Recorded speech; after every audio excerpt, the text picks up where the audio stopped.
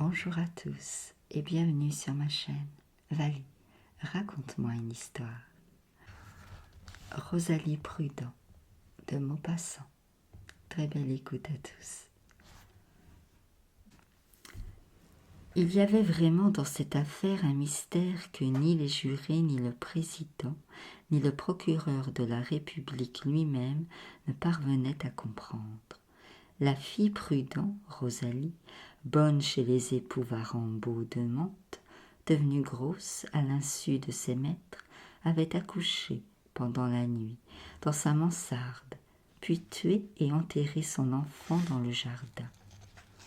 C'était là l'histoire courante de tous les infanticides accomplis par les servantes. Mais un fait demeurait inexplicable. La perquisition opérée dans la chambre de la fille Prudent avait amené la découverte d'un trousseau complet d'enfants, fait par Rosalie elle-même, qui avait passé ses nuits à le couper et à le coudre pendant 3 mois.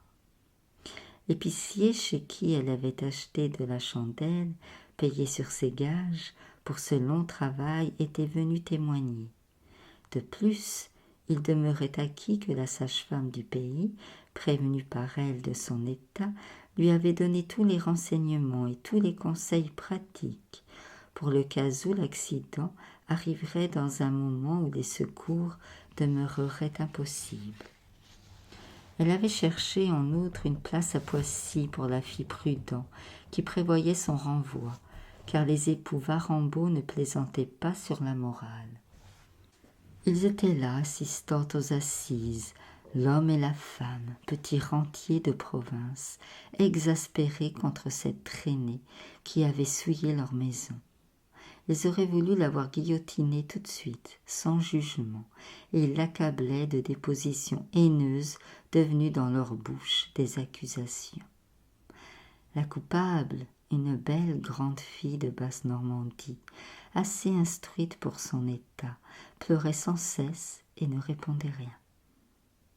On en était réduit à croire qu'elle avait accompli cet acte barbare dans un moment de désespoir et de folie, puisque tout indiquait qu'elle avait espéré garder et élever son fils. Le président essaya encore une fois de la faire parler, d'obtenir des aveux, et l'ayant sollicité avec une grande douceur, il lui fit enfin comprendre que tous ces hommes réunis pour la juger ne voulaient point sa mort et pouvaient même la plaindre. Alors elle se décida. Il demandait « Voyons, dites-nous d'abord quel est le père de cet enfant. » Jusque-là, elle l'avait caché obstinément. Elle répondit soudain en regardant ses maîtres qui venaient de la calomnier avec rage. « C'est monsieur Joseph, le neveu à monsieur Varambot. » Les 2 époux eurent un sursaut et crièrent en même temps. « C'est faux, elle ment, c'est une infamie !» Le président les fit taire et reprit. « Continuez, je vous prie, et dites-nous comment cela est arrivé. » Alors elle se mit brusquement à parler avec abondance, soulageant son cœur fermé, son pauvre cœur solitaire et broyé, vidant son chagrin.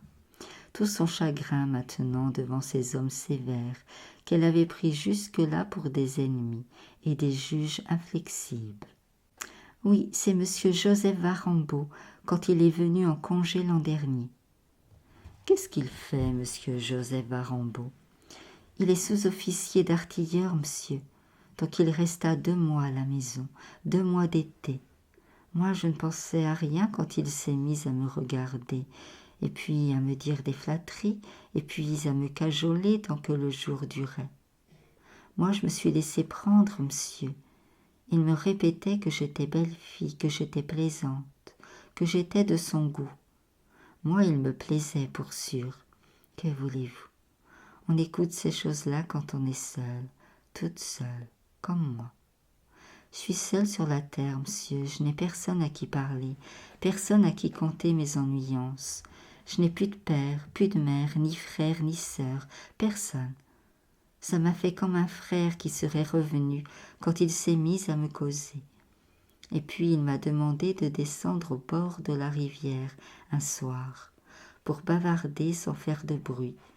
J'y suis venue, moi. Je sais-il après. Il me tenait la taille. Pour sûr, je ne voulais pas. Non, non, j'ai pas pu. J'avais envie de pleurer tant que l'air était douce. Il faisait clair de lune. J'ai pas pu. Non, je vous jure, j'ai pas pu. Il a fait ce qu'il a voulu. Ça a duré encore 3 semaines, tant qu'il est resté. Je l'aurais suivi au bout du monde. Il est parti. Je ne savais pas que j'étais gosse, moi. Je ne l'ai su que le mois d'après. Elle se mit à pleurer si fort qu'on dut lui laisser le temps de se remettre. Puis le président reprit sur un ton de prêtre au confessionnal. « Voyons, continue. » Elle recommença à parler. Quand j'ai vu que j'étais grosse, j'ai prévenu Madame Boudin, la sage-femme, qui est là pour le dire, et j'y ai demandé la manière pour le cas que ça arriverait sans elle. Et puis j'ai fait mon trousseau nuit à nuit, jusqu'à 1h du matin chaque soir. Et puis j'ai cherché une autre place, car je savais bien que je serais renvoyée. Mais je voulais rester jusqu'au bout dans la maison, pour économiser des sous, vu que je n'en ai guère, et qu'il m'en faudrait pour le petit. Alors, vous ne vouliez pas le tuer? Oh, pour sûr non, monsieur. Pourquoi l'avez-vous tué alors? Là la chose. C'est arrivé plus tôt que je n'aurais cru. Ça m'a pris dans ma cuisine, comme je finissais ma vaisselle. Monsieur et madame Varembault dormaient déjà. Donc je monte, pas sans peine, en me tirant à la rampe, et je me couche par terre, sur le carreau, pour ne point gâter mon lit. Ça a duré peut-être 1 heure, peut-être 2, peut-être 3, je ne sais point, tant ça me faisait mal. Et puis je poussais de toute ma force, j'ai senti qu'il sortait, et je l'ai ramassé. Ah oui, j'étais contente pour sûr. J'ai fait tout ce que m'avait dit madame Boudin. Tout. Et puis je l'ai mis sur mon lit, lui. Et puis voilà qu'il me revient une douleur, mais c'est une douleur à mourir. Si vous connaissiez ça, vous autres, vous n'en feriez pas tant, allez. J'en ai tombé sur les genoux, puis sur le dos par terre, et voilà que ça me reprend. Peut-être 1 heure encore, peut-être 2, là, toute seule. Et puis qu'il en sort un autre petit, 2, oui, 2, comme ça. Je l'ai pris comme le premier, et puis je l'ai mis sur le lit, côte à côte. 2, est-ce possible, dites? 2 enfants, moi qui gagne 20 francs par mois, dites, est-ce possible? Un oui, ça se peut, en se privant, mais pas 2, ça m'a tourné la tête. Est-ce que je sais, moi? Je pouvais-il choisir, dites? Est-ce que je sais? Je me suis vue à la fin de mes jours. J'ai mis l'oreiller dessus sans savoir. Je ne pouvais pas en garder 2.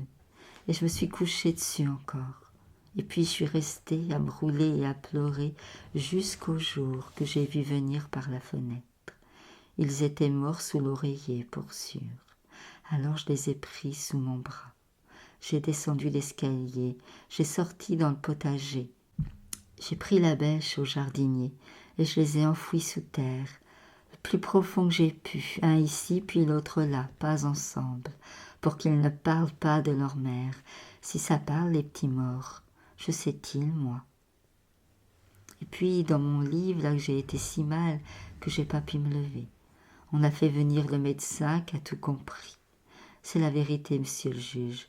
Faites ce qu'il vous plaira, je suis prête. La moitié des jurés se mouchaient coup sur coup pour ne point pleurer. Des femmes sanglotaient dans l'assistance. Le président interrogea. « À quel endroit avez-vous enterré l'autre » Elle demanda.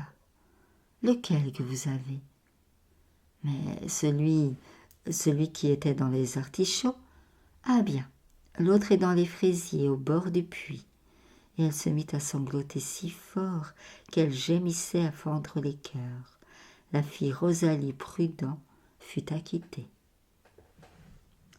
Je vous remercie pour votre écoute. À bientôt.